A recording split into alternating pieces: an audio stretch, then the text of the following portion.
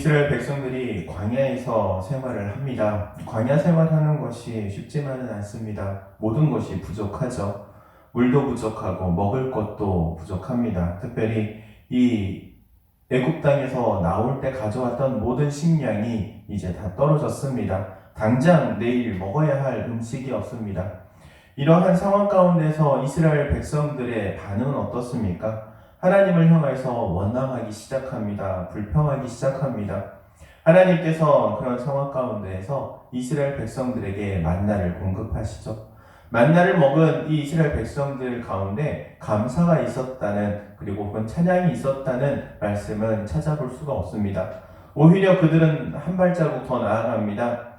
고기를 먹고 싶다, 마늘과 부추를 먹고 싶다, 더욱더 자신들의 필요를 원하면서 그것이 공급되지 않는 것에 대해서 더욱더 목소리 높여서 불평하는 것을 보게 됩니다. 여기에 대해서 또 하나님께서 메추라기도 공급하십니다. 그런데 이렇게 하나님께서 만나로 메추라기로 아무리 공급을 하여도 이스라엘 백성들 가운데서는 이 원망과 불평과 그 불만이 시들지 않는 것을 보여주고 있습니다. 불평과 불만과 원망이 끊이지 않는 이 이스라엘 백성들의 모습이 바로 오늘을 살아가는 우리의 모습이 아닌지 한번 돌아보아야 합니다.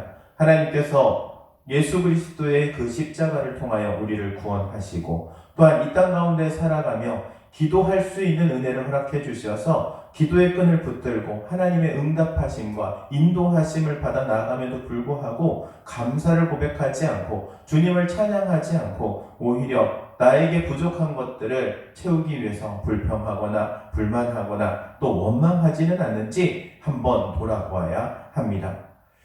이스라엘 백성들과 비교되는 한 사람이 있습니다. 바로 모세입니다. 모세는 이러한 상황 가운데 오직 하나님 앞에 엎드리게 되는 것을 보게 됩니다. 이스라엘 백성들이 먹을 것이 없음으로 인하여서 하나님께 엎드립니다. 그들이 고기를 먹고 싶어 하는 그 모습을 보며 하나님께 엎드립니다. 하나님께 엎드리니 하나님께는 방법이 있고 하나님께는 길이 있습니다. 하나님의 능력으로 이스라엘 백성들 가운데 채워주시는 것은 바로 모세의 기도 때문입니다.